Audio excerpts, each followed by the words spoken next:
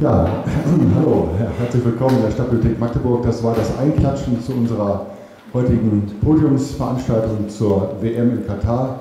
Ich freue mich riesig, dass Sie und ihr hier alle so zahlreich gekommen sind. Wir hätten das nicht uns träumen lassen. Wir haben heute eine Menge Technik hier am Start. Das haben Sie schon gesehen. Die Möglichkeit zur Simultanübersetzung. Ich hoffe, dass alles glatt geht. Die Veranstaltung heute ist Teil der Speakers Tour der Rosa-Luxemburg-Stiftung zur WM in Katar, Foulspiel mit System, Englisch Reclaim the Game.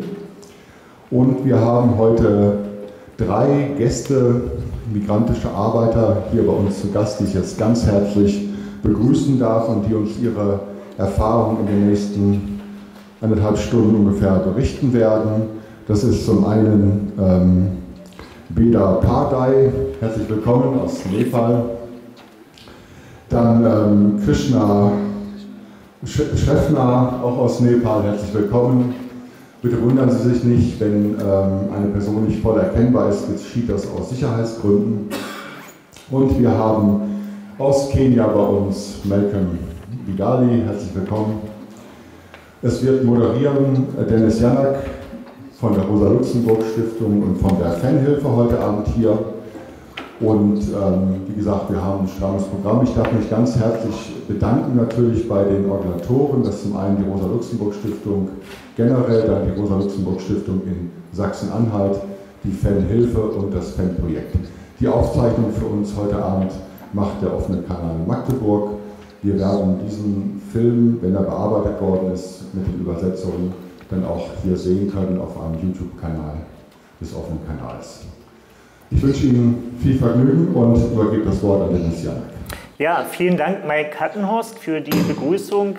Mike Hattenhorst von der Stadtbibliothek. Er hat uns als Veranstalterin schon vorgestellt. Von mir auch noch ein herzliches Willkommen hier in der Stadtbibliothek. Vorneweg noch ein paar Worte, die Herr Hattenhorst noch nicht gesagt hat. Wir haben nebenbei eine kleine Ausstellung zu stehen, die ist dort in der Ecke.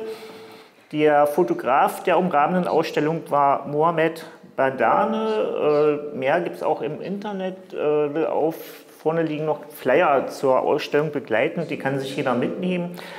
Und Herr Hattenhorst hat schon was zu Schutzmaßnahmen gesagt, Film, Fotos. Wir möchten darauf hinweisen, dass einer unserer migrantischen Arbeiter in Gefahr ist, wenn er sich zeigt.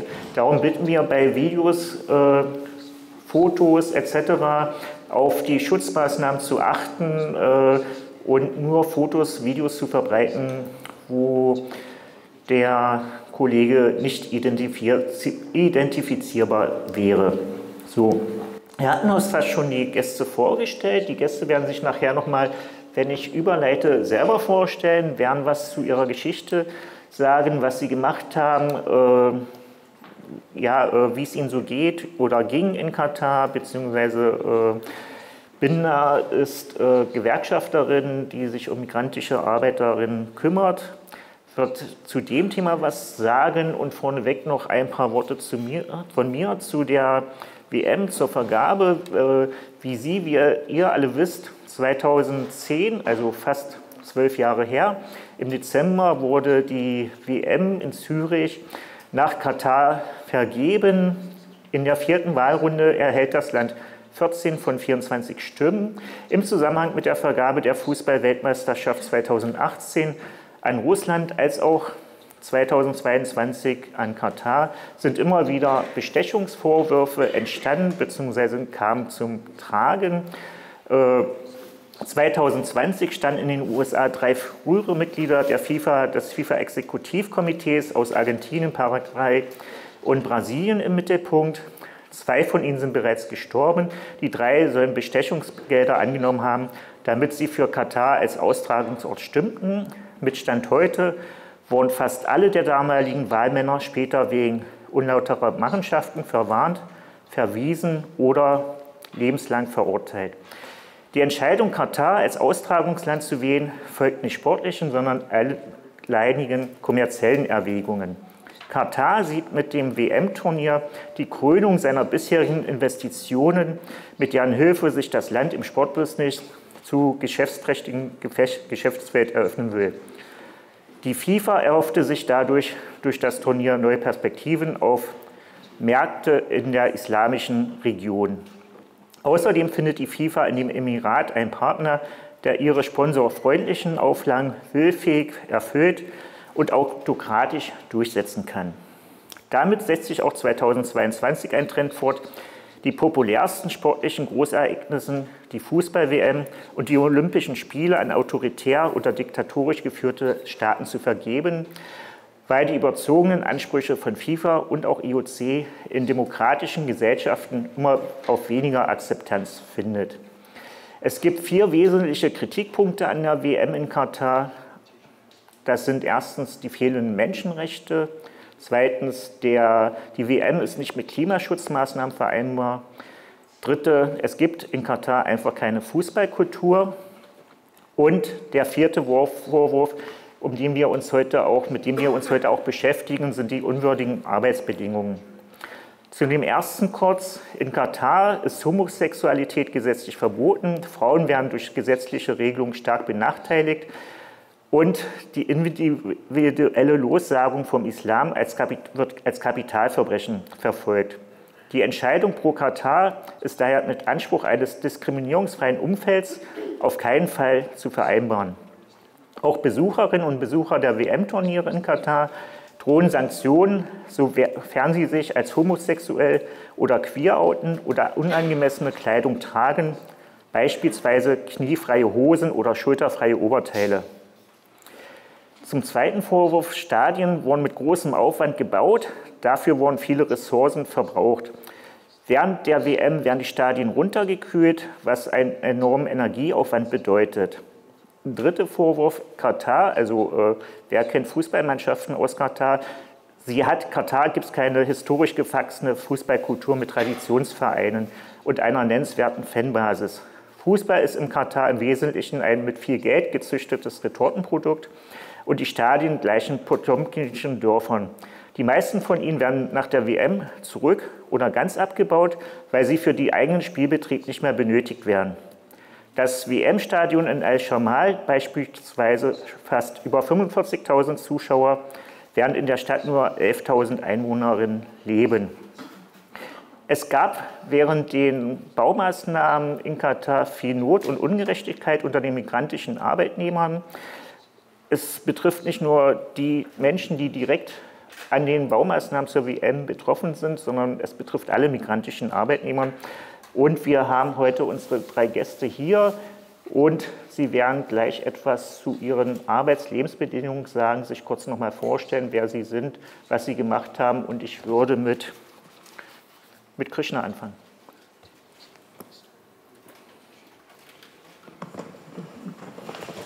Hello, good evening, everyone.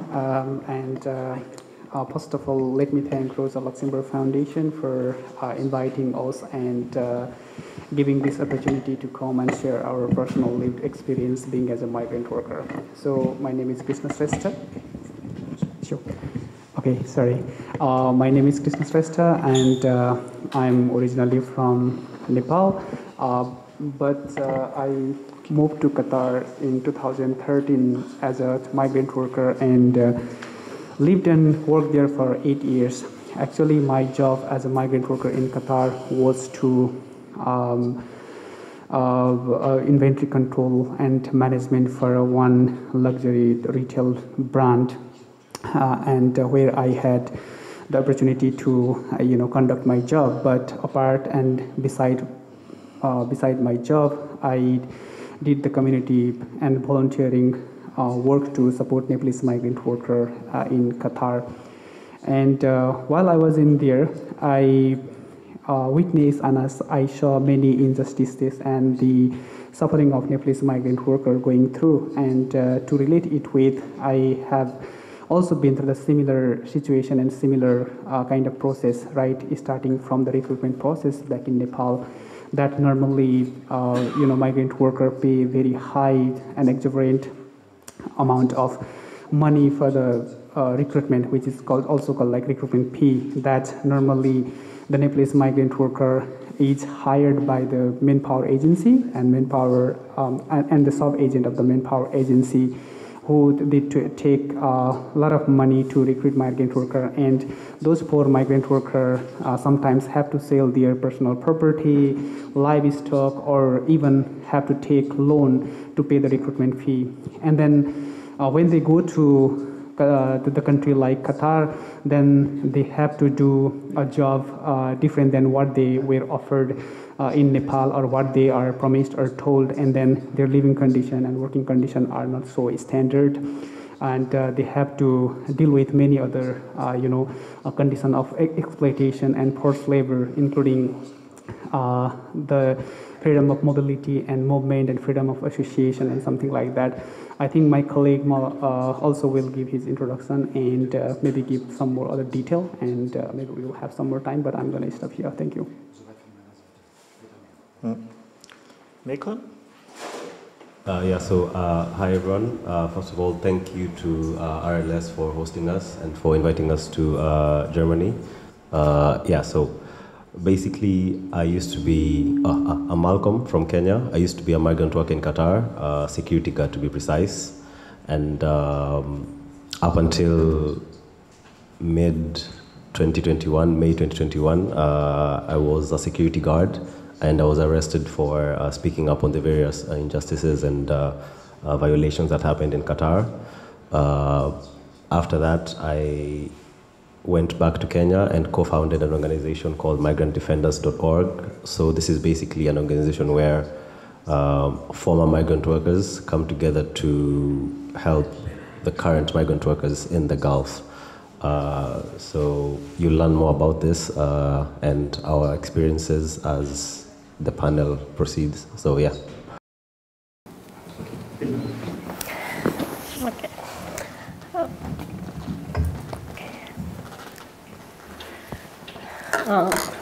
Good evening and namaste. I'm Binda from Nepal. Actually, I was working with the trade union since 1993, and from 1994 we started to organize the migrant workers from the different country. And actually, this is the General Federation of Nepalese Trade Union. We call the GFund in short. During that time, we were having some, the problem of the migrant workers in the South Korea. And when they were just, having problem, and then they came back, and even in Nepal, they were just, the fighting, and they were demonstrating in front of the Korean embassy, demanding with, the compensation. So when we learned they are fighting there, and then we also joined them and we supported them. Finally, it was success, and they got the compensation. And finally, out of the those people, 2 of them, they came to our office and they started the migrant desk. So that was the starting of the organizing the migrant from the country of the origin. Then we were just organizing them in the different country like Hong Kong, Korea, and wherever they go. And then we were also just following them and trying to tackle their problem. It was happening, and in 2000, he already mentioned that 2010, the Qatar was decided to have this World Cup in 2022, and then the next year in 2011, I was elected as a Asia Pacific Workers representative in the ILO governing body, and the same year ITUC and the BWI, they had filed a case in the ILO also, and then demanding that ending the kafala system. So regarding this, the kafala, there was a 4, the 4 points had been mentioned. There was a,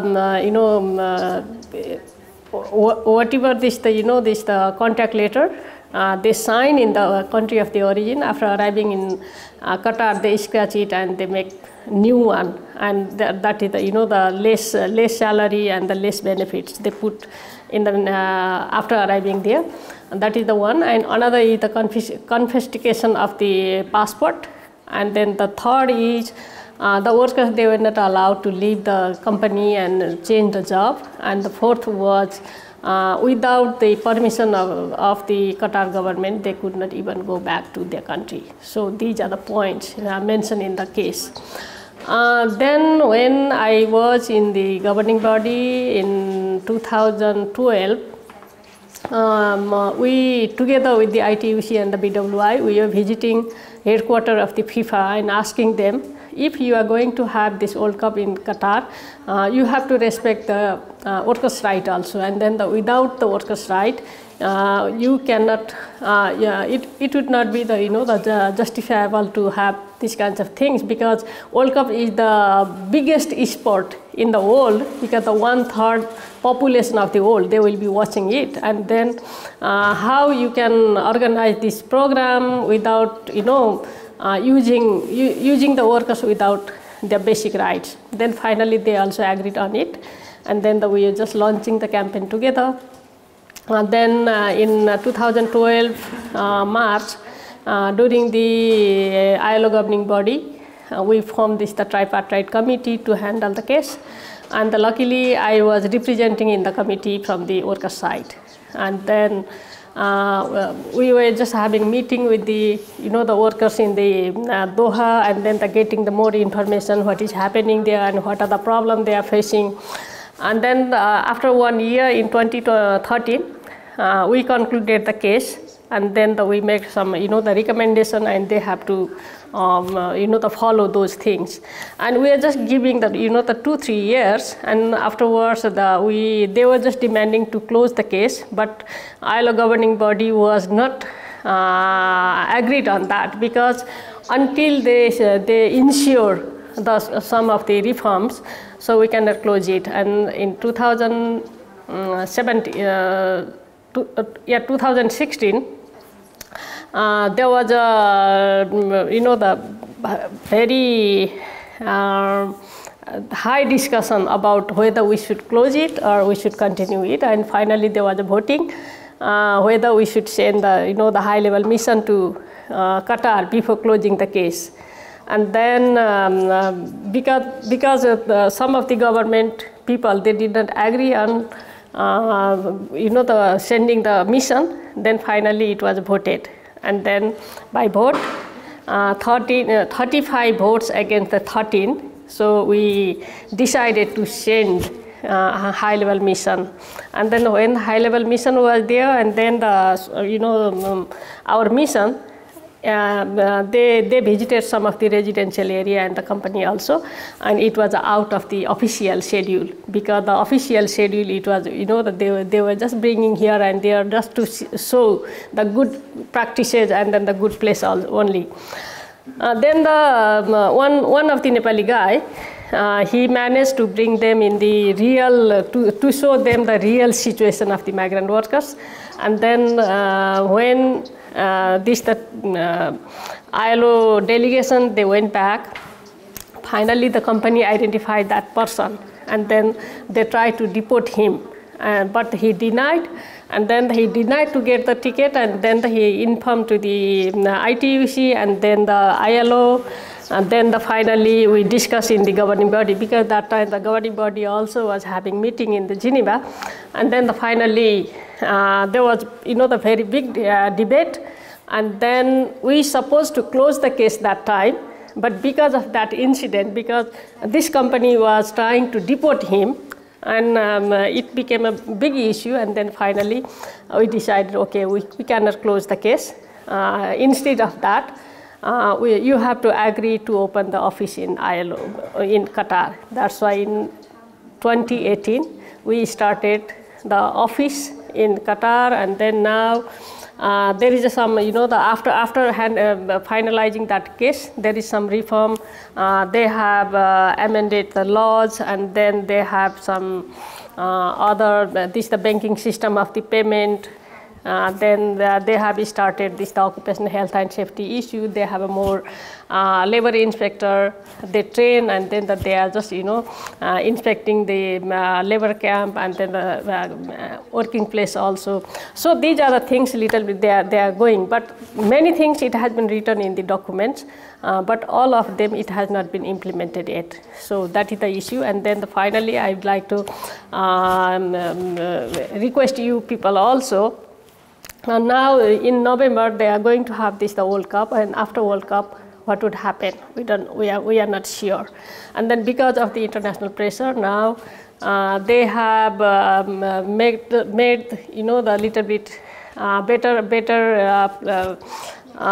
working condition, and then the better occupational health and safety condition, and then the social services also. But after World Cup, whether they will continue with the reform, that is the big question. And then now that we are requesting the international community also, maybe when the people, they will be just going to participate in this program, and then this World Cup, and then basically the World Cup fans, we can ask them to pressurize a little bit. At least Qatar government, they should respect basic human right and basic workers' right even after World Cup. So that is the things. So maybe later on, if you have any question, then we can try to clarify. Thank you. Vielen Dank, Binda. Malcolm, du hast einen Blog geschrieben über die Arbeits- und Lebensbedingungen in Katar. Kannst du darüber berichten, also wie es dazu kam, dass du diesen Blog geschrieben hast, was dich persönlich dazu inspirierte? Und Krishna, vielleicht kannst du danach auch noch was zu den Arbeits- und Lebensbedingungen sagen.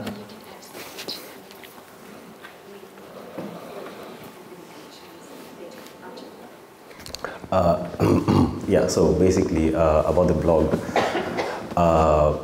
despite what is written on the media and whatever else, I am not a writer, I'm not a blogger. I just happen to be in the right place at the right time, or the wrong place and the wrong time, depending on how you choose to see it. So this is how it went. So we used to live in very cramped quarters, very cramped conditions, 6, 8, 10 people per room, a very tiny room, no sense of privacy, sanitary conditions appalling, working conditions very hard and all that. So one day there was an inspection, basically. So this is typically what is supposed to happen when a company gets a new contract. They're supposed to come and audit the company to see if it has the relevant and the precise mechanisms and like welfare conditions to be able to take care of the workers. So these are like adequate living conditions, adequate food, working hours, and all these kinds of things. So one of those things entails inspecting of the living conditions. And as I said, we used to live in very cramped, very small living conditions, and close proximity to other people, no privacy, that kind of thing. So when we were at work, the camp officials came into our rooms and began to arrange and rearrange the room. That time our rooms are not locked. We are not allowed to lock our rooms. So they came in while we were at work and began arranging the room to make it look more presentable for the delegation that was coming. And in that moment, some of my belongings were damaged, belongings which I had bought for with money that I had worked for, with great, long working hours, and with great pain and all those kinds of things.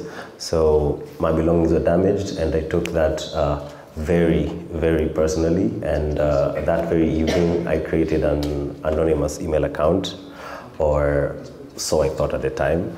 So I created an anonymous email account and began to demand for accountability. So I emailed the client, the Ministry of Labor, and the Ministry of Interior as well. The client, and in this case, was Qatar Foundation, which you may or may not have heard of. So Qatar Foundation has these welfare standards, and these welfare standards dictate how long a worker should work, where they should live, how they should live. It even dictates the recruitment process and all this kind of things. So it's a very thorough document which is available online on their website. I don't know if they've taken it down. I hope not. I hope it's still up. So, boom. My belongings are damaged. I took that personally. I emailed all these people, no response. And one thing led to another, and I got introduced to one individual who works at migrantrights.org, so that's migrantrights.org, and this individual advised me to share my my story, because for the most part, most researchers and most people who work in the civil society space are foreigners and people from outside, and what they get are little just like tidbits and things from testimonials from workers and all that.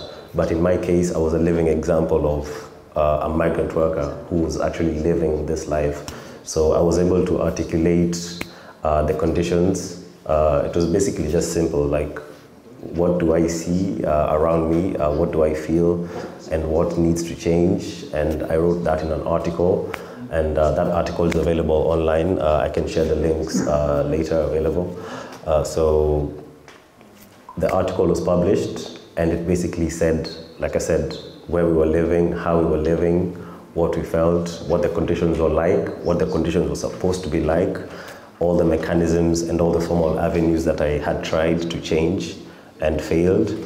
And yeah, as soon as this article went out, as I like to say, thank God for Twitter and Instagram and all that, because it was reshared, retweeted, liked, and you know, this eventually got to Qatar Foundation and the various subsidiaries and the various people who are involved in all those things. And since this was effectually bad PR for them, they had to step in and act. And how do they act? By implementing those welfare standards that were in place. So another thing that I like to point out, it's not like we don't have mechanisms or policies in place. They are in place, but people or the higher-ups don't want to implement them for one reason or another. So back to the story. After I published the article, it got to the Qatar Foundation, and they implemented the changes, and the change was almost immediately, like after maybe, I don't know, just a couple of days, almost immediately. And in my mind, that's when the light bulb like went on. Like, you mean to tell me that all I need to do is write about something for things to change? And that's what I decided to do. And I did that for the better part of a year and some months before I got arrested. But yeah, to answer your question, that's a little bit of how I started my blogs. And like I said, I'm not a writer by profession or a blogger, or I didn't do any communication degree or anything of the sort. It's just simple articulation and simple expression, just like, what do you see, what do you feel, what are the things that are supposed to change and all that. And I've written numerous articles which have been published on various platforms and all that, and on my own Twitter and my own Instagram and all that. So that's a little bit about my blog. I hope I've answered your question, right? Yes. Okay, so coming back to your second questions in terms of the living condition and working condition of migrant worker in Qatar. Actually, Malcolm has already explained a lot, but let me illustrate a little bit more about how migrant workers are housed or lived. So basically, the migrant workers' accommodation are very poor in terms of the kitchen hygiene, in terms of sanitation and the overall environment, and the hygiene is very, very poor, because normally 8 to 10 migrant workers lived housed in a very small room. And I think if you know or not, you might be maybe known that it's called bunk bed. There is a 2-layer, the lower layer and the upper layer, and there are like multiple those kind of bed arranged, and then 6 to 10 migrant worker live in that house, and they do not get like proper space to keep their personal belongings. Like Malcolm said that his personal belonging was broken and got damaged very badly. That's what he started writing about. And those are the, Malcolm is one example, but there are millions of examples like that they even do not have the personal belongings to keep in a safe place and live in a good condition. So And the kitchen hygiene is something something that I have witnessed myself, being as a migrant worker, had opportunity to travel and visit many worker accommodation and campsite, the labor accommodation campsite, and witnessed myself that their sanitation, like the toilet, bathroom, and the kitchen and the whole property is very, very cramped that even we cannot imagine to live now. And you being as a German people or living in a very developed community and developed cities or the country, you even cannot imagine how bad situation they have to live and they have to go through. So this is the living condition. And when it comes to the working condition, that normally migrant workers are forced or asked to work more than what they are supposed to work. So basically the labor right and labor protection system in Qatar said that the migrant workers should work for 8 hours and get 1 day off in a week, but unfortunately they have to work excess hour more than 8 hours, and they don't get paid for the excess hour, or sometimes even the basic hour they have to work and they don't get paid for that. And about the weather condition in Qatar is very hot, and they have to work under the extreme heat condition. Sometimes they get faint, and sometimes they even don't get proper rest during the break when they need it, and the lunch break is also very short, and then they do not have proper lunch storage system outside in the heat condition, where they have to keep their food either under the tree shade or maybe in the bus, where it doesn't have the proper even air conditioning, where the food gets so worst, and then it might have definitely lose the nutritional value of the food. So they have to eat those kind of food.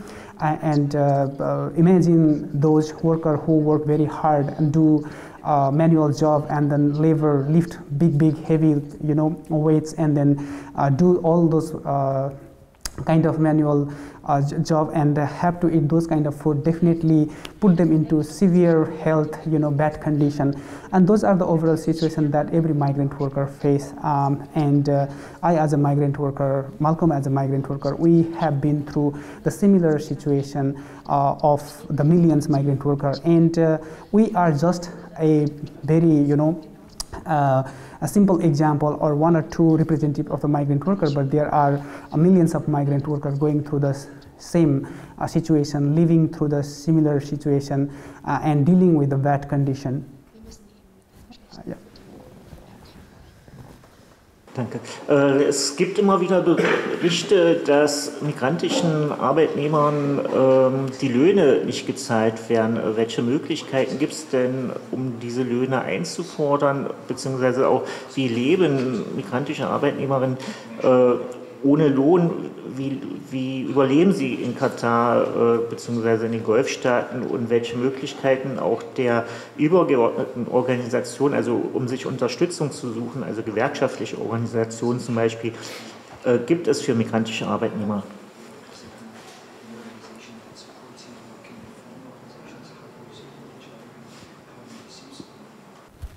Okay. So let me go first, and then maybe my colleague will answer the rest if there is anything to add up. So basically, this is a very big question about the corporate responsibility and corporate accountability, that how workers should be paid. Definitely, in a normal situation where you work as an employee to any of the employer, the workers should be paid for their full-time job, and that is the best case scenario. But since this is not the best case scenario always for the migrant worker, that they often have to suffer from the payment that their employer doesn't pay in time.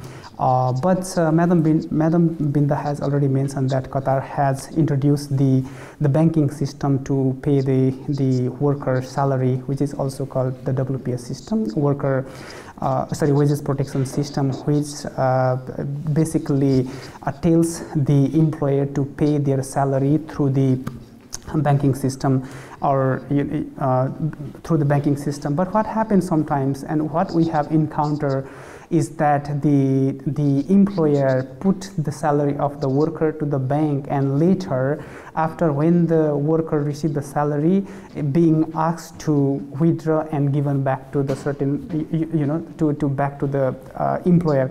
That we have encountered, and how we can deal with this kind of situation. That is, it's just the their moral responsibility. It's an ethical responsibility that the employer should be held accountable and be responsible towards the people and protect the rights.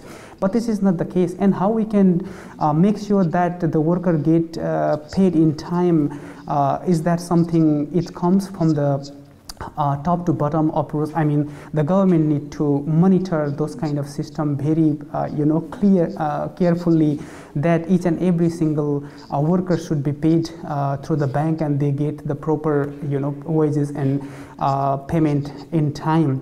But there has been, definitely I mentioned, some system has been developed, some labor reform has been done, some new policy has been introduced, but still it has not been effected, implemented properly, and that is one very big problem and big concern that we have. And in terms of how worker can organize, and how the maybe grassroots organization or the poor people can be united and work together, is, I think, this is the way. Maybe I think we are one example that Malcolm and I have been able to travel to Germany and share this kind of work and share this kind of stories and our lived experiences. And Malcolm and I used to meet in Qatar as well. We came to know each other through our work, and then we used to meet and discuss about this kind of agenda. But the things that, uniting migrant worker or the freedom of association is something prohibited by the regime, that migrant workers are not allowed to even have this kind of social discourse and discussion about what is happening. And we have to travel like thousands of kilometers away from just to share this kind of story. If we have this opportunity to share in the local context, then maybe it might have been much more relevance. I'm not saying that it doesn't have relevance. It's of course have the relevance, but why we need to travel this far away just to share this story? What if we have this kind of opportunity in the local context and be able to share with the local people, local government, so that they can realize? But there is a sentiment that they are not ready for the change. That is another big issue that migrant workers go through, and we want this to happen in the local context, which might be now quite ambitious plan for the migrant worker like us, who doesn't have always access to this kind of forum, who always doesn't have this kind of access to social dialogue and debate. But we are hoping that maybe someday we will be able to kind of form this kind of social dialogue and debate in some part of the world who now is strictly denying, but later on will be able to have the the platform and the access to the social discourse and dialogue and debate, so that the social justice will be delivered to the migrant worker like us. Yeah, so the implementation has been very weak. I think we have to definitely agree on that. There has been little progress, there has been changes, but has not been realized by the real people who have to realize. And the state or any regime or the system has to definitely respect, protect, and fulfill the rights of migrant worker. I think I will pass on to my colleague now. So basically my colleague Bim has already covered most of what needs to be said, but to answer your questions, just to go over like a few things. What happens when workers don't get paid, and how can we assure that people get paid? So it is usual or common or unusual or uncommon, depending on the company that you work for, that you get paid each month, probably towards the end the end of the month or the first week of the next month. So you need to get paid like each month, you understand? I was fortunate enough that I was in a company that paid its salary on time and each month, but some companies are quite unfortunate. You either get your salary delayed by maybe 2 months, so probably if you work for, let's say, January and February, your salary for January can be paid in March or even May. And some companies choose to even not pay you altogether. So there's this thing in the Qatar labor law called the WPS, so that's the wage protection system. So basically what this does is, it is a system that was introduced to protect migrant workers against wage theft. So for example, if you sign a contract for a salary of, let's say, 1,500 Qatar riyals, if the company doesn't pay you by the date that it says that it will pay you, that should flag in the system.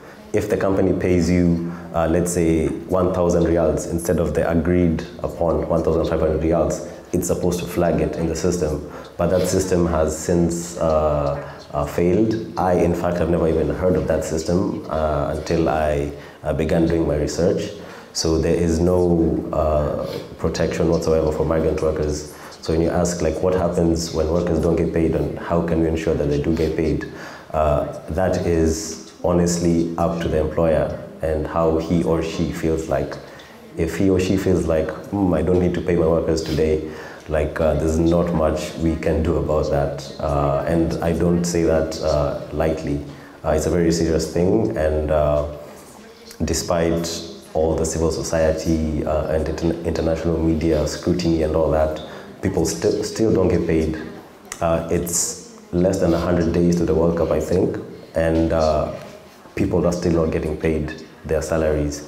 In fact, we had, I think this story, my colleague Bim can share it better, but we had some 60 individuals. You may or may not have heard of this story. We had some 60 or more individuals who were detained and deported because they went months and months without their salaries, and they decided that enough was enough, and they decided to go to the company headquarters to demand for their salary in numbers.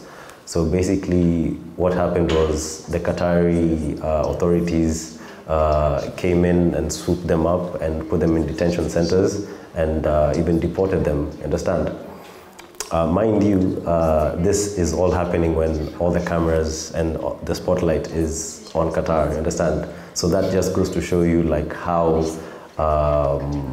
callous and how indifferent these individuals are. And by individuals, I mean the employers and also the state as well, because they're all complicit, you understand?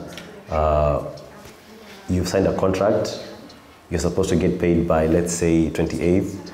That's supposed to happen, you know? But if the employer chooses not to do so, like, there's only so much that, and that's a sad thing, there's only so much that you can do about it. You can make all the noise you want, you can write all the press statements you want, but at the end of the day, like, what will you do? You understand? So that's the issue. The other thing was organizing. So how can workers organize and do all these kinds of things? Well, that is another dilemma in itself, because unions are illegal in Qatar. So any form of organizing or coming together for a common goal, that is frowned upon and is actually a very risky thing to do. You risk being deported, you risk being imprisoned.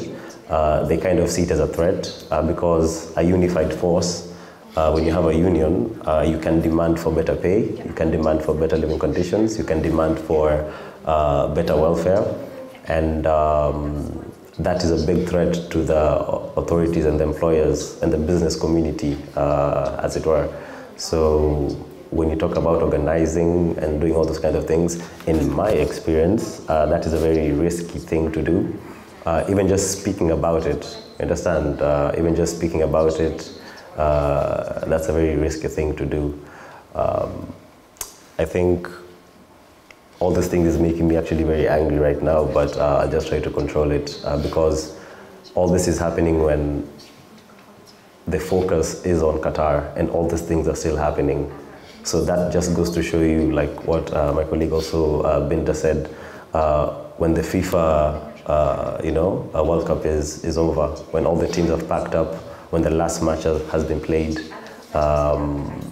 what next, It has taken the country like 12 years to produce only 3 significant labor reforms. One has to do with the exit permit, the other one has to do with the non-discriminatory minimum wage, and the other one has to do with the abolishment of the kafala system. It has taken them about 12 years since the World Cup was announced in 2010 to produce all these reforms. Only 3 reforms, which are not even being implemented, except for the maybe exit permit and the other things. So after the World Cup, like what will happen? I know I've deviated a bit from your question, but like, how do we ensure workers get paid? Pressure. I don't know. Apart from that, I can't think of anything else. Just from my perspective. Yep. Genau. Binta, du vertrittst ja hier internationale Organisationen auch, also die ILO und den Internationalen Gewerkschaftsdachverband. Welche Unterstützung, also der Reformprozess, wenn man überhaupt davon sprechen kann, von Reformprozess, ich glaube, es ist eher keiner, sondern kleine Reformchen, also die auch nur kleine Bereiche betreffen. Welche Unterstützung kann es von Seiten der ILO und des Internationalen Gewerkschaftsdachverbandes geben, um Druck auf Katar oder auch auf andere Regierungen auszuüben?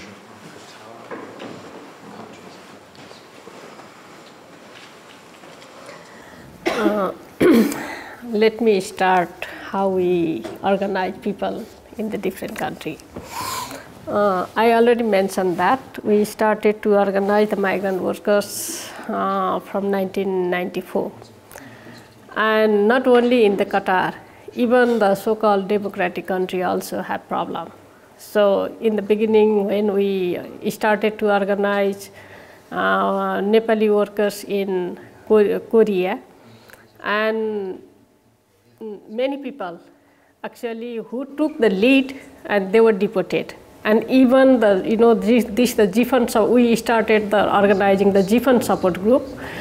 And then the 3 of the the leaders of the support group, they were deported, and then the one deported, and then the another took the leadership, and then that person also deported, and another came in front and took the leadership, and this was the way. And then finally, they went to the court and filed the case, and then only in the 2015. Even in the Korea, they got the right to be organized. So not only in the this kind of the Qatar and this kind of regime, even so-called the democratic country has that kind of problem. And even in Hong Kong, we are starting to organize them from 1995. So initially the trade union, they rejected it because they thought that the migrant workers they are snatching their job, so they were not supportive. But later, when they themselves were in the problem after returning the Hong Kong to the China, and then they realized and they started to organize the migrant workers under their union. So it was happened, and then later on, what we started to do in those countries where there is a trade union, and then we organize the migrant workers under the name of the Jifan support group, and then we connect them with the local NGOs who are supportive to the labor right, and then the local trade union, like in Malaysia, MTUC, and then in Korea, KCTU, Hong Kong, SKCTU. So we just, link them in that way. And even in the Gulf, we have that kind of linkage with the, in Kuwait, KTUF, and Bahrain, also in the Bahrain trade union. We are just organizing in that way, and then if there is any problem, and then we can coordinate with them, and sometimes we can go through our diplomatic mission as well. But in Qatar, we are focusing in the Qatar. But we as a, the trade union of the country of the origin, and then from the ILO perspective, not only Qatar, even in Saudi Arabia and UAE, in those countries also, the workers, they are facing similar kinds of the problem. So how can we connect, all these the problem together and then the dealt? So that is the issue in the ITUC and the ILO. But in other countries, we are not being able to create that kind of pressure because there is no that kind of, the international event. But in Qatar, we are just, the maximizing this event, and then we are creating that kind of pressure. And but the byproduct or the side impact of this Qatar activities somehow in the Saudi also. So workers, though it is not the legal, but also they are coming together, and then that they are trying to support each other. So saying, this March, and now ITUC and ILO and even the trade union in the country of origin, we have to come up with the strategy to protect the the basic fundamental workers' right at least, and then we have to pressurize them. They have to ratify the fundamental human rights convention and the workers' right convention.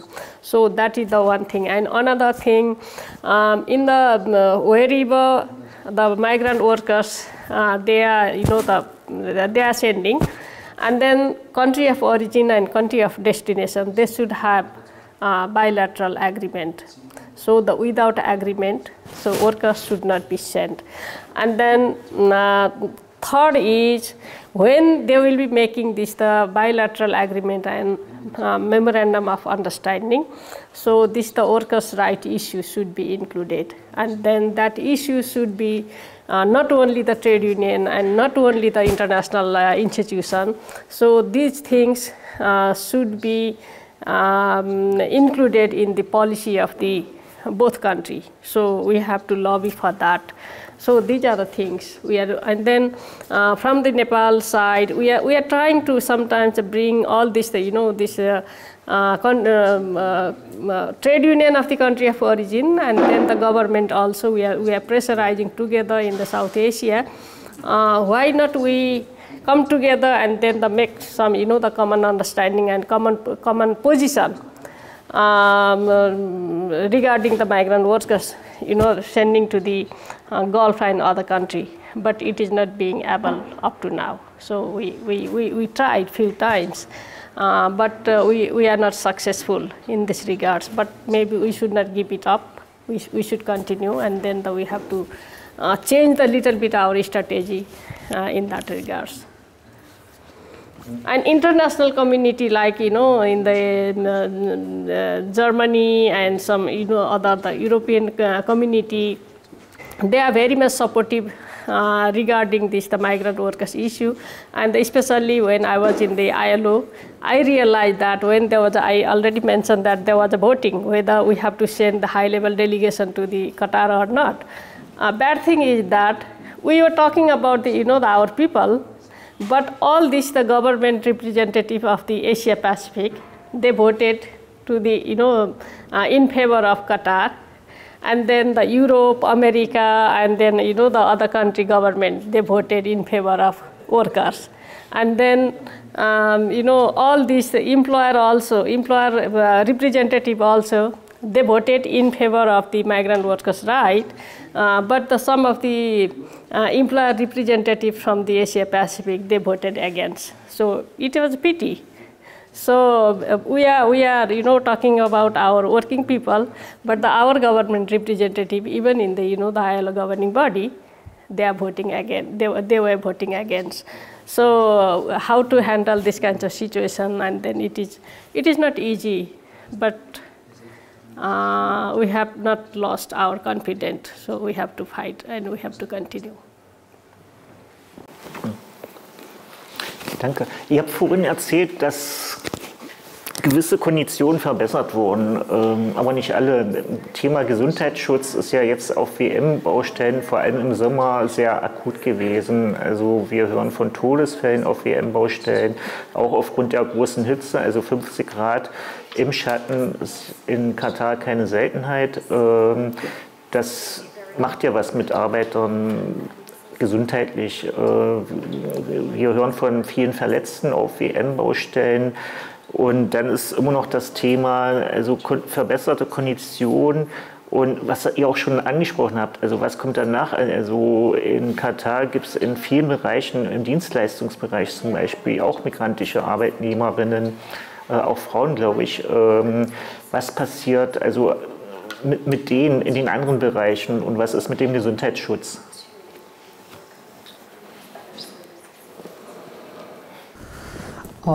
It is very important questions that definitely the heat stress and heat condition in Qatar is very extreme.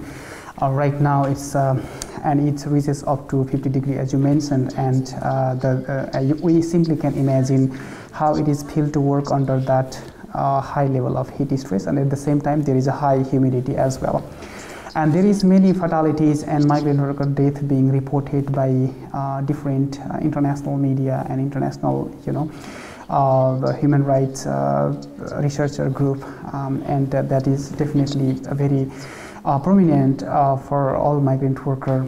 And coming back to your second question in regards to the service, the employability in the service sector compared to the construction and other sector, the service sector is definitely have the low capacity of employability or employment of migrant worker. But having said that, we cannot definitely deny with the fact that there is definitely some employment opportunity and employability with the service sector, including the hotel industry and the health, spa and massage center and cleaning facility and like facility management and kind of stuff. There are many migrant workers. I do not have the exact figure and the number of migrant workers working in the service industry, but the service industry also is another big demand of migrant workers, especially considering the World Cup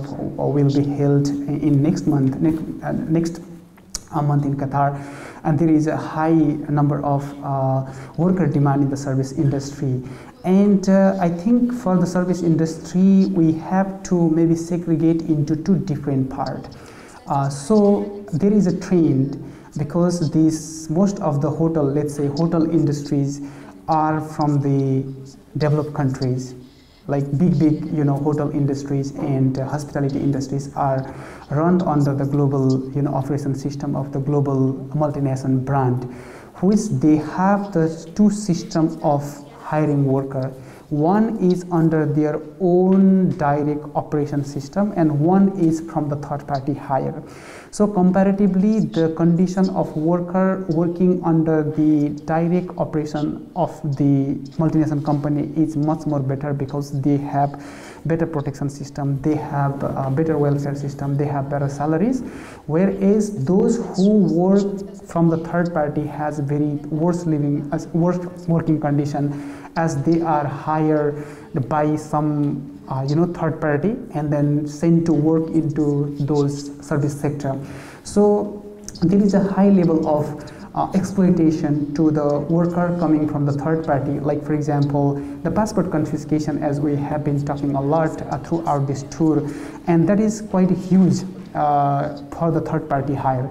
So maybe a multinational company might not confiscate the passport of the worker, but the third party will confiscate in various forms. There might be some voluntary choice of the worker just for the protection, to protect their personal document, but it's not always the case, because the passport is confiscated by their employer, because the employer doesn't want their employee to go and search for another good job. So that is the tendency, and the service sector definitely demand the huge number of the migrant worker. As I mentioned that I don't have the exact figure how many migrant workers are working, and there is a true tendency of the worker exploitation. I mean, like the hiring migrant worker and the different tendency and different treatment for the worker working into the same sector. So how we can protect this is maybe the global operation of the multinational company should closely monitor, make a checklist of the standard procedures and standard policy, and they should hire those third party in a competitive way after doing all these worker standard assessment. Thank you. Yeah, so very good points on the service sector. I think he has covered like most of it, so I don't think I'll even touch that one. We talk about health protections, especially with the heat.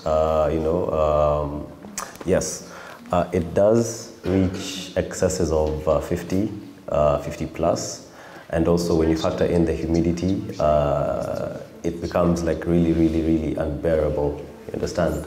So I don't think I can even like put it into words like how unbearable it is. 50-degree heat and then humidity with a percentage of like 50, 60, 70, you understand? That's really, really horrible.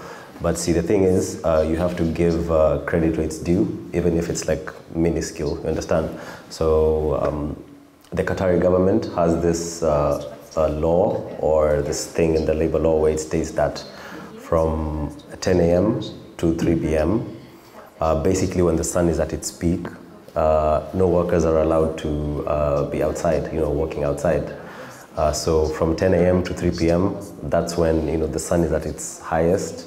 And most companies try to follow this law. Not all of them, as usual. So, like I said, we have to give credit where it's due. So, in essence, when the sun is at its peak, when it's at its hottest, and when it's like really, really extreme, people like stop work. They go like indoors. Some companies ferry their people back to the camp if it's close by or whatever. But for the most case, we have people and other companies still making them work under these conditions. But the question is, would you rather it be based on a time basis? Because if it's 10 a.m. to 3 p.m., it's just as hot at 9:30 as it is at 10. And if you say 3 p.m., it's just as hot at 5 p.m. as it is at 3 p.m. So I would rather it be a temperature-based system as opposed to a time-based system. This is just to, it kind of helps to some extent, but it's not enough because the heat itself is very, very, very, it's a real threat, causing a lot of complications, dizziness, fatigue, nosebleeds, people pass out because of the heat, people even die because of the heat. It's that severe, understand?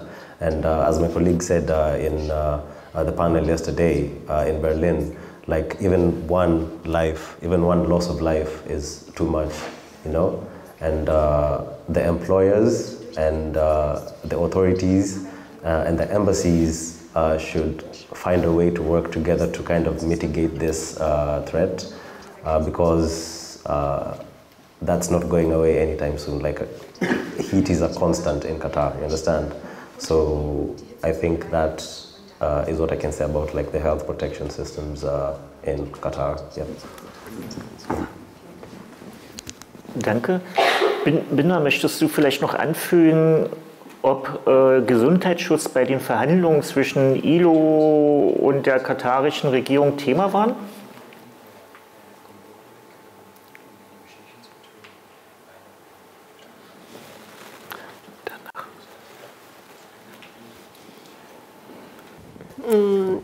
Yeah, when we were, it was, handling the case. During that time also, the few things we discussed, and basically the labor law reform. It was the main thing, and then when the labor law reform was there, and then under this the occupational health and safety matter, it should be the priority. So it is related with the working condition. And then the inspection of the labor inspection, and then that is also the another, because it's also related with the working condition.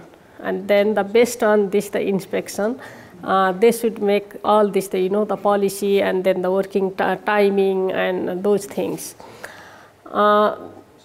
Yeah, and then these are the things, and another is, of course, this is the payment system. We already mentioned that it is earlier they used to pay either cash actually, but later on it is a compulsory banking system. So that was also started after this case handling. Yeah, and then related with this death also, mostly we don't know what is the reason behind, but most of the cases they just mention that it is because of the heart attack. But now later on, so it is not only heart attack, but what can be the other reason. So when we are visiting, we found the cases like that. They already mentioned there is a small room, and then many people they are staying in congested place, and even the hundreds of people they live in the one area, and then there is a limited the bathroom and toilet. Then the people whole day they work in the in the very heat environment, and in the evening, and then before going to the work, I heard maybe that they can share the factual information, and then that they put the bucket of the water in the room with the the full-fledged this what do you call air condition, and then it was very cold after coming back, and then they just take bath with this very cold. Whole day they used to work in the heat 50 plus, and then in the evening, immediate after arriving, and then they just wash their body with this very cold water, and that is also the reason the people they can be collapsed. So later on, maybe that was also identified during that time. That is also I found it is relating with this the health system, and then maybe the little bit it has also improved. So these are the things, and then relating with this the work up to now, the construction is the main job because of this the World Cup, but after that now they will be shifting to the maintenance. So maintenance and the service sectors, that would be the major work, and it demands additional skill, not in compare with this the construction side. So in that regards also maybe when we'll be just making this the negotiation or the this the agreement, so that the skill up of the migrant this the workers before going there also, maybe that also we have to mention, and that is also related. If they are already known about the all the the work and managing all this the equipment and handling the equipment, so there will be the less accident and then the less health problem. So these are also the linking with this the the work related matter. So these are the things we have just started to discuss. So we have not managed much in the even in the agreement. So maybe I just stop here. And then this the international this the human rights organization, other organization also. We should start to work to talk about this the this the skill matter, and then this the orientation, and then all this matter, not only the the workers' right and the human rights matters after arriving there. So, thank you.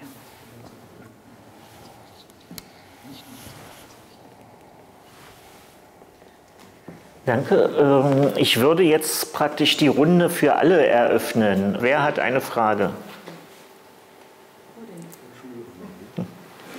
Ja. Jens. Eine ganz einfache Frage, es geistern immer so Zahlen von Todesfällen vor. Welche Zahlen haben Sie, also wer hat eine belastbare Zahl, die wirklich im direkten Zusammenhang mit den menschenunwürdigen Bedingungen dort zusammenhängt? Wie viele Menschen sind ums Leben gekommen? Okay, so thank you very much for the very important questions. Basically, there are several, as you mentioned in your question, several data has been published by different international media portal, and to name one, it was The Guardian who published 6,500 migrant worker deaths during the 10 years period right after from the Qatar was awarded with the FIFA hosting rights. I think the number is definitely very huge, but I as a migrant worker always feel that even a single death of migrant worker or even loss of single individual human being is equally important with any other number. And I think the number that we count sometimes just for the empirical data, for maybe to give some kind of maybe a flashy news or to attract the attention of the audiences, but each and every single individual, loss of every single individual life is equally important. And additionally, I think I'm not in a better position to kind of give the credit or approval or the validation for the number of migrant worker deaths in Qatar or Malaysia or any part of the other world, because we just see that fatalities happening, and maybe I might have seen 2-3 fatalities, and there might be more fatalities happening in other part of the construction site or any other part, or maybe in the maybe in the house for the domestic worker or something like that. So I think we have to definitely agree on the data that has been published by the international media. But as Madam Binda said before, that the region of the death is not clearly specified, and most of the region for the death, causes of the death of migrant worker is mentioned either the natural death or the cardiac arrest, which have to be investigated properly to find more other causes, because the migrant worker losing their life is between 18 to 40, the maximum number of migrant workers dying at the very early age, because that is the most productive age of our life. I think we can believe on that, and we can agree on that fact that the most productive age between 18 to 40, and those are the migrant workers who are losing their life, who normally goes with the hope to earn something, support their family, and go with some good earning so that they can live a better life. But if they die in the foreign land and go in a covered red coffin box, then it will be devastating for all. That is one thing. Another thing that I think for this kind of matter, when it comes to the life and death and the sentiment and the emotion of people, I think the number doesn't matter. What matters the most is the life of people. And I think there might not need any validation for the death of migrant worker, as we can see like hundreds of coffin box and numerous coffin box going repatriated back to the country of origin to hand over to their family. So that is quite evident.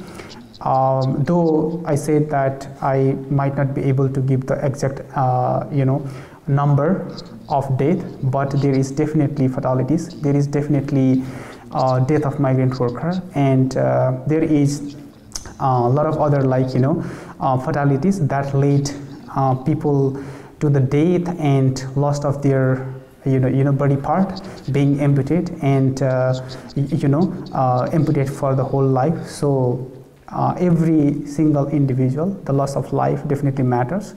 I think it would be much better for every one of us to put this data not as a validation point, but from the human sentiment that every single individual loss of life matter. Thank you. Danke. Weitere Fragen aus der Runde? Dies ist nicht der Fall. Aber doch, da hinten, ja. Welche Erwartungen haben Sie denn jetzt an Deutschland bzw. an uns Einzelne?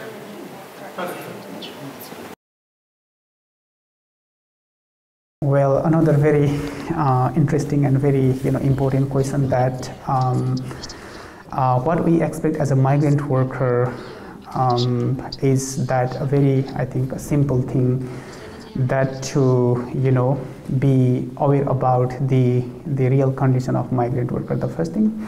And second thing is to at least start the social dialogue and debate on these issues, which is happening.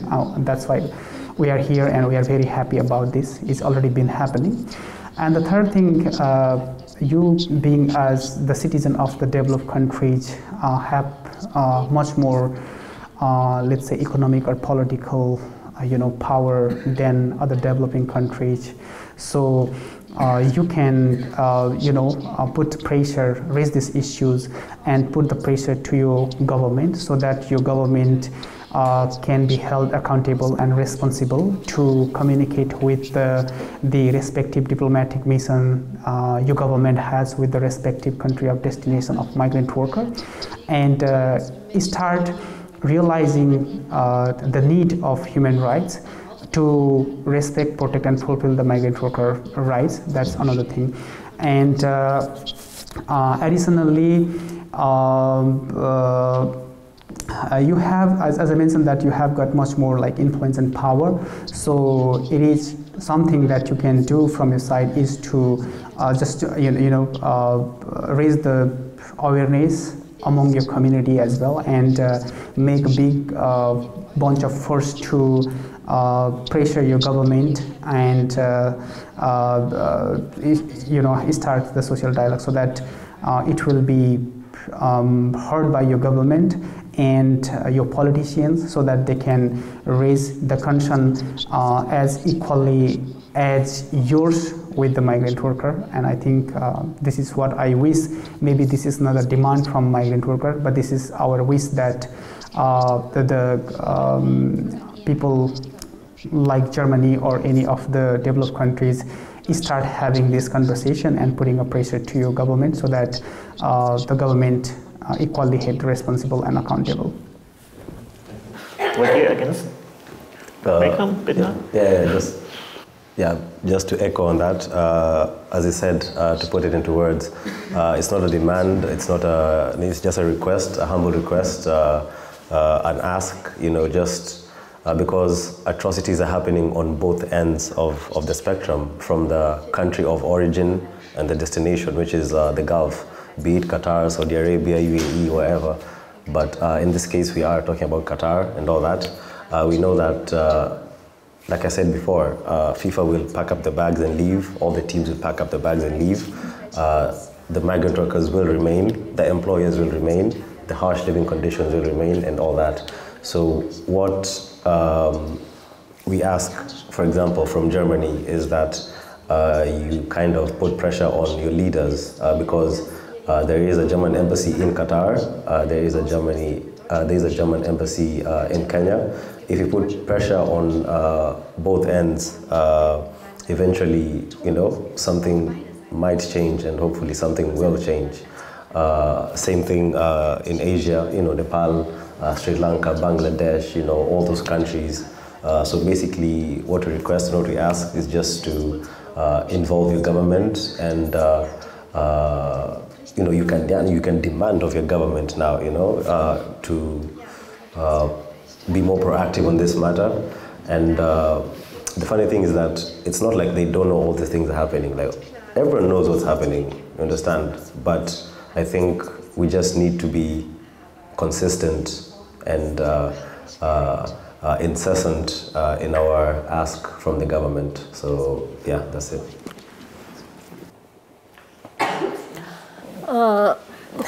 Yeah, let me just touch upon the previous question also. I mentioned you earlier that in 2012 February when I was in FIFA office. So during that time I was just checking the website of the Nepali embassy in Qatar, and that time 200 people every year they lost their life. And then later on, not only from the Qatar, but in average from some other country like Qatar, UAE and Malaysia, Saudi, where the bigger number of the Nepali they are working. From those countries, every day 5 to 7 death body we used to receive. So it is a huge number of the death body. And then our working population outside the Nepal, it was 10 years back, it was 1.9 million, and this year there was another census, it is 2.2 million people, they are working outside Nepal. That is also outside India also, because in India and Nepal we don't need the working visa and we don't need the working permission, so we don't have any exact data. So rest of the other country, that is the number I'm just mentioning. So it means it is a huge number. And if we just talk about the Qatar, when the World Cup was decided up to now, only the Nepali people, around the 4,000 people, they lost their life. So it is a huge number.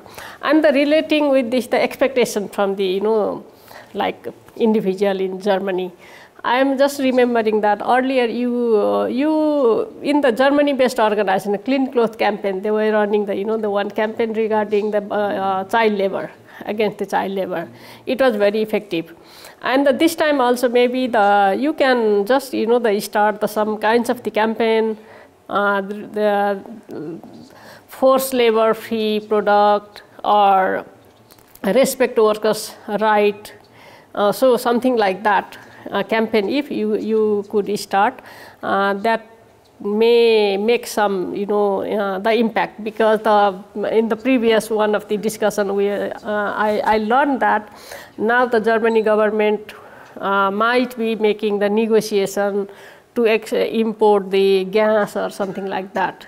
So if something is that we are importing and making that kind of negotiation, so we can just put the the condition, and then the people, individual people, they can just also raise their voice that should be the forced labor free product. So and then the respecting at least the fundamental workers' right, and the linking it up, forced labor, ratification of the ILO Convention 29/905. So those kinds of campaign may help to protect the workers' rights as a migrant. Thank you.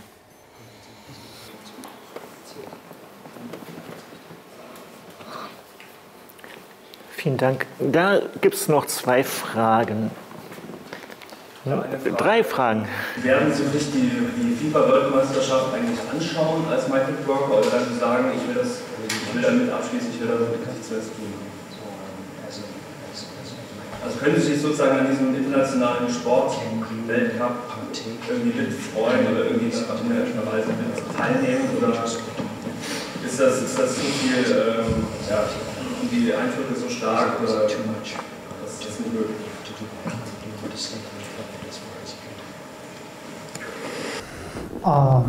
So it is a very critical question and very interesting question for me as a migrant worker.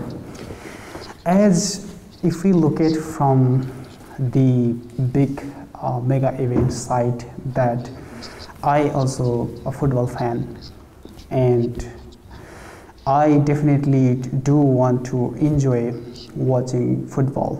And I, as a migrant worker, and so many of my colleagues has built the stadium for Qatar, and we definitely wanted to enjoy the football if we have got the access to go and watch live. But as we mentioned, there has been a lot of fatalities there has been bloodshed, there has been a lot of sweat and a lot of loss of life. So if we look at from that human sentiment and perspective, then definitely I'm not gonna go and watch either the live or whatever the forms. So to come back to your question again, that whether I should be supporting to the international community or not, of course I'm supporting the international community and I want to support. That is the reason why I'm here to at least share my personal experience and story, so that you also get aware about the situation. And if you are aiming to boycott the Qatar FIFA World Cup from your side, that what you can do, you go for it, because this is your one of your very profound personal choices that you can make to support the migrant worker. Maybe you might not be able to go and do a protest in Qatar street or in your street, but what you can do is just to avoid watching the football in Germany and support the essence of the boycott that you are dreaming about or that you are feeling about. Personally, I'm not a big fan of football as well, but will I watch it? Depends on which teams are playing, to be honest. But that being said, there's this saying, if you see how sausage is being made, like, it's very hard for you to eat it, you understand? So like, I know for a fact that such and such a thing has happened at such and such a stadium.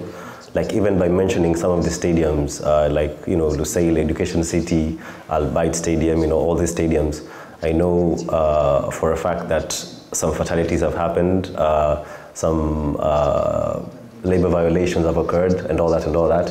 It would be very strange to just be, sitting down, relaxing, looking at the screen, knowing that this stadium, something happened in this stadium and people are just there cheering, playing on, and no one really cares about like what's happening. So that is actually a conflict. So will I watch the World Cup or will I partake? Like I said, yes and no. Depends on which team is playing, but also I would feel some type of way because I know what happened in those stadiums. So that is a very conflicting question, to be honest. So that's as honest I can be. Yep.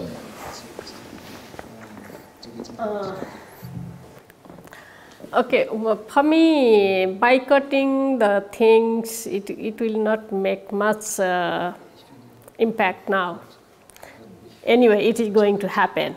So in that regards, I personally think that it would be better to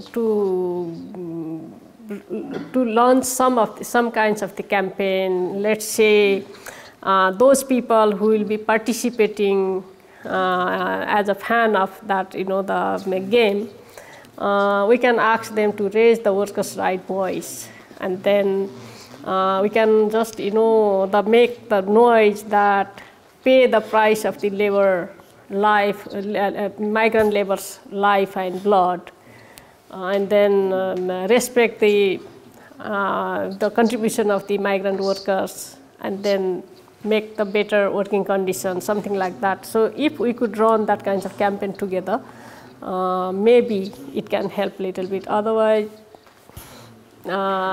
just the boycotting, it will finish together with the World Cup. So no impact afterwards. So that's my feeling. Can I add a little bit to that? Definitely, I agree somehow with Madam Binda regarding the boycott, and maybe my understanding of boycott and the understanding of boycott for other might be different. So I mean to say that to support the boycott is not based on that Qatar shouldn't be hosting the football, because if we are for that cause, it will definitely retaliate to the migrant worker community, and the migrant worker community will lose a loss, and then there will be a lot more like severe situation. But we as an international fan, but we as a football fan, at least do some other kind of maybe activities as a global force to not to watch football at your home, or just to say boycotting things through your personal and your collective activities outside, but not to tell maybe Qatar to do not host the World Cup right now, because it will definitely cost a lot to the migrant worker community, because there are still thousands of migrant workers making their living out of the World Cup. So I just wanted to clarify that my statement meaning the boycott, the meaning of boycott for me is that, and I don't want to manipulate these things to with different things. So just to clarify it. Thank you.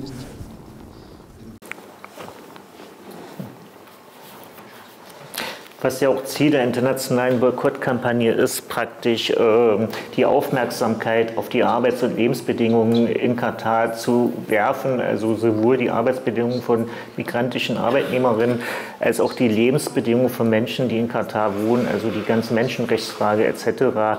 Ich glaube, da ist es jetzt zu spät für einen ernsthaften Boykott, aber wenigstens, dass man individuell auch drüber nachdenkt, wie gehe ich mit dieser Fußball-WM um und was kann ich tun, um die Lage der Menschen zu verbessern. Wir hatten noch 2 Fragen. Wir haben uns 90 Minuten vorgenommen. Wir sind haben etwas später angefangen, sind trotzdem schon in der Nachspielzeit. Ich würde die beiden Fragen, die es jetzt noch gab, die beiden Meldungen, noch dran nehmen.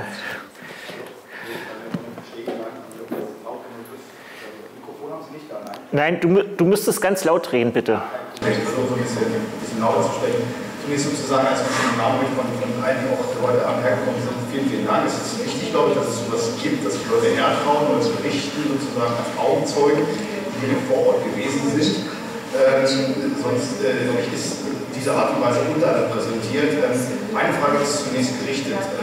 Halten Sie sich selber, weil Sie jetzt sozusagen aus einem Land, in dem Sie sicherlich auch freiwillig gearbeitet haben, in dem es sozusagen vielleicht mit der Hinsicht von Zeitarbeitsmodellen, die es auch in Deutschland gibt, unter anderen Bedingungen, weil Sie noch ins Land ist und ein anderer Kontinent. Ich wollte fragen, wenn es in Zukunft sozusagen andere Weltmeisterschaften oder auch direkt vielleicht auch andere Sportevents, nicht unbedingt auf Fußball geben sollte, nicht nur in Saudi-Arabien, sondern woanders auch, halten Sie sich für etwas sozusagen, für eine Vorreiterrolle sozusagen, dass es mehr in Zukunft etwas geben sollte, dass Leute etwas transparent machen, was sonst ansonsten zu wenig in die Öffentlichkeit gelangen würde? The question is very important and very critical at the same time, and we have been raised the similar question in our previous panel and event as well. So this is a perfect time to raise the human rights concern and sports and human rights, because there has been a lot of fatalities, there has been a lot of human life losses, and there has been a lot of suffering of migrant workers, a bloodshed, and the sweat has been given a lot to just to host the World Cup and to enjoy the mega sporting event. And the human rights concern is equally important for all around the world, no matter where they are from, irrespective of their nationality, origin, class, or a color, or whatever the forms are. They are equally important. And there will be another country hosting the World Cup after 4 years, whether it is Germany or UK or any of the country who will or who already have got the right to host the World Cup next time, will need to be equally responsible and held accountable for protecting the migrant worker, not only migrant worker but the worker rights, no matter whether they work, hire or source locally or get out from the outside of the world or country. The human rights, the international human rights principle and the human rights concerns should be equally put into the importance, so that all the working class people will be able to enjoy their human rights. So this is the right time to think about the next football, and we as being as an activist or rational human being, need to start the action right now so that there will be less suffering for the working class people who deserve the right to live with dignity like other people are enjoying in the world.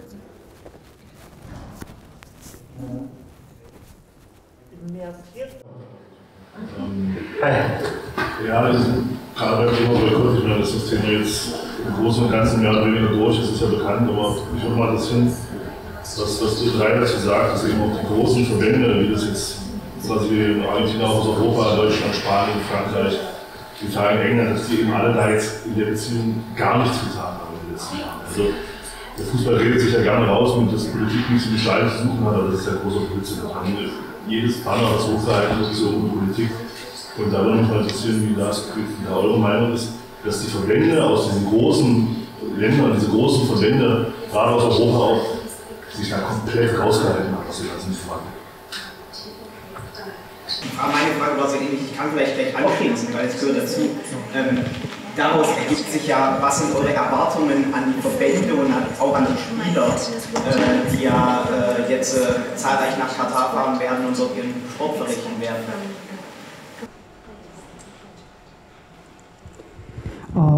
Okay, so I think the bigger football team we have in the world is Europe. Spain, France, Italy, Germany, and UK itself. They have these are the giant football team, and then with the high potentiality of winning the team. Of course, everyone knows that. As a football fan, I can say that.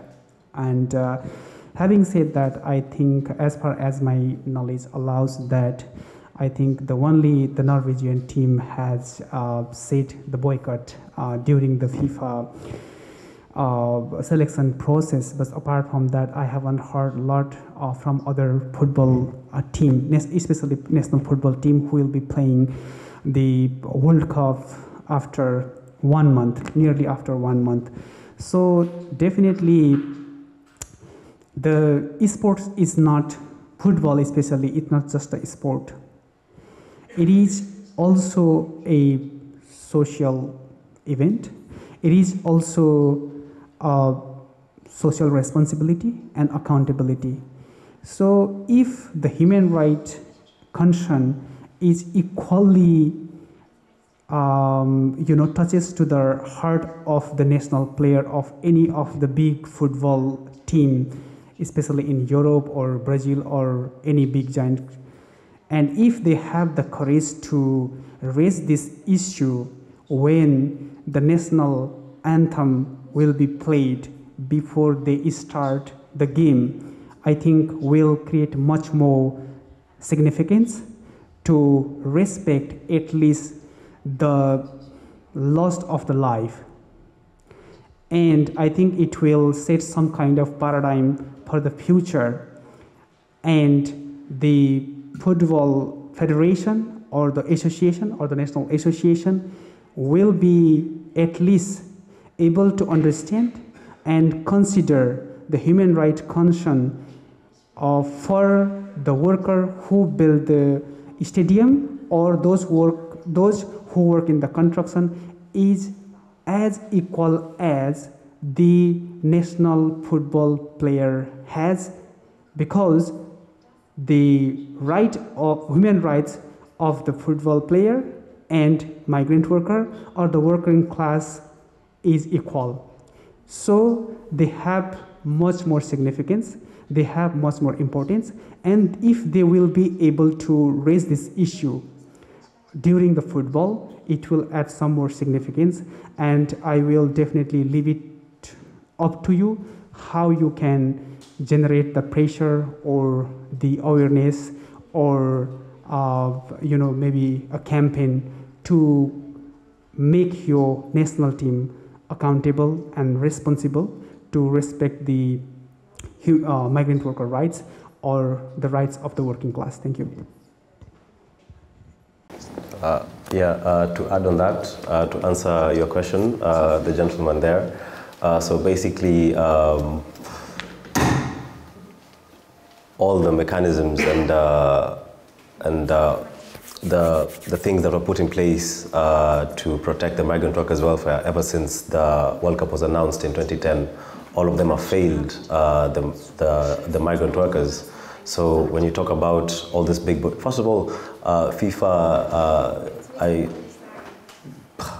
FIFA has failed completely, has bundled all this up, you know, so that it doesn't even need even mentioning. It has failed to protect the welfare of migrant workers. It has failed to actively compensate people who have been wronged and all that and all that. So that's FIFA. FIFA has basically failed. So you asked about the other organizations, maybe like France, Spain, Italy and all that. My take is that all these organizations and maybe countries and maybe individuals and organizations within these countries should have started to take action as soon as the World Cup was announced in 2010. Right now it's a little bit too late, but again,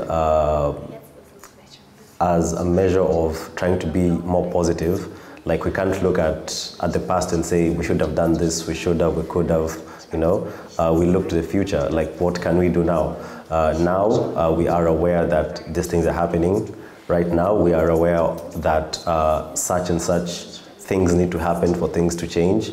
So it's not too late to begin working on even Qatar itself and maybe the next event that's going to happen, and also different countries around the world, understand? So whatever happened has happened. There's no point in looking back. There's no point in, you know, passing around, you know, the blame and all that. You learn from what happened and we look forward and we look to the next thing. So all organizations maybe in Europe, because I understand Europe is, and I know that for a fact, because the European Parliament actually wrote a letter in support of my release from prison and all that and all that. So I know that European organizations and teams and individuals have that leverage and backing power to do all these things. So if we look forward and if we use that leverage, we can kind of make change with the next events or even just individual countries. I don't think there needs to be a sport of any kind or any event of any kind. Just we need to just be more proactive and recognize that different countries have these things and you can use this leverage from Europe to help these other countries. Yeah, so to say it back again, there's no point in us looking back and regretting, like, you know, we should have done this, we should have done that, but we can look forward and we can try to change things from there because now we are aware. Yeah, so. Yeah, actually, after listening to your question, I remembered two things. In 2012, when we were discussing with the FIFA, then we reminded them also in 1990, during the 1996, in basically the football, it was produced in Pakistan and they used to use the child labor. So during that time, the International Trade Union also lobbied to them, and then you should not use the football produced by the child labor, and then they put that condition under their code of conduct. Then it's helped to decrease this child labor in Pakistan, and later on. Even the sports garment and the shoes producer like Adidas and some other, they also make similar kinds of the guideline and code of conduct, and then it helped to improve the the labor condition in those specific company. And then even in Qatar, I remember now in the 2013 and 2015, there was a delegation team from the Europe, the Sports Federation and the Football Association. And during that time, they visited this workers' residential area and the company also. And then still, I remember the one statement made by the one of our delegates from the Austria. And then when we were just the visiting the labor camp, and then after seeing this the harsh condition, and then he immediately expressed that Binda, whether this is the chicken farming at the labor camp.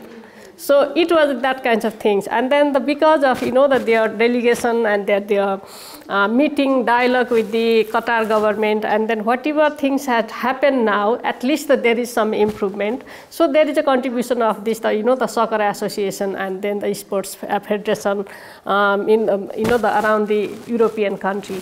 So having said all this, so maybe the one thing from the Europe side, for the future, it would be better to lobby to the FIFA, and wherever they want to decide to have the World Cup in the future, they have to first guarantee their labor right has been respected in that country. So if we could make that kind of the guideline under the the FIFA's code of conduct, so it would help a lot, and then it would be more easier to lobby to them from the European side. So if you could do that, and then maybe in the future, wherever the FIFA will be deciding to have the World Cup, so maybe before deciding, they should just go through all this the provision. So that would be your big contribution, I think. Thank you. Vielen Dank. Ich hoffe, wir haben heute also einen kleinen Auftakt in Magdeburg gehabt, um die Probleme am Rande der FIFA-WM zu diskutieren und nicht nur den Blick auf die FIFA-WM zu richten, sondern auch vielleicht mal auf andere Sportereignisse, internationale Sportereignisse, also die Olympischen Spiele zum Beispiel, oder um hier in dieser Stadt zu bleiben, also es gibt jedes Jahr die IHF, der Internationale Handballverband, den Superglobe, letztes Jahr, dieses Jahr in Saudi-Arabien ausgerichtet, auch da mal hinzuschauen, wie ist die Lage der Menschen vor Ort, werden Menschenrechte dort umgesetzt oder gibt es Probleme, und mit euch, mit Ihnen in dem Verwandtenkreis zu diskutieren unter Kolleginnen und Kollegen und genau auf die Lage mal hinzuweisen und zu sagen, welche Verbesserungen können wir denn in den Ländern erreichen, welche Verbesserungen können wir für die Arbeiterinnen und Arbeiter dort erreichen. Vielen Dank an Ihnen, dass Sie da waren. Vielen Dank an unsere 3 Gäste. Für die habe ich auch noch kleine Präsente.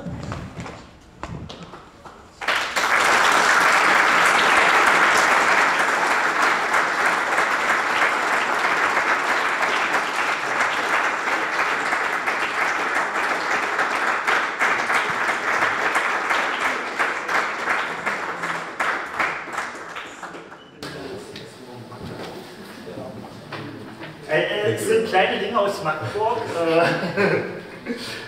die unsere Gäste hoffentlich auf ihrer Reise durch, also ihr seid noch 2 Wochen, glaube ich, in Deutschland und berichtet weiter, fahrt durch verschiedene Städte und sie werden weiter berichten und den Augenmerk auf die Arbeitsbedingungen lenken und wie gesagt, Ihnen einen schönen Nachhauseweg, und wenn unsere beiden Dolmetscherinnen übersetzt haben, denn die kriegen auch noch eine Kleinigkeit von uns.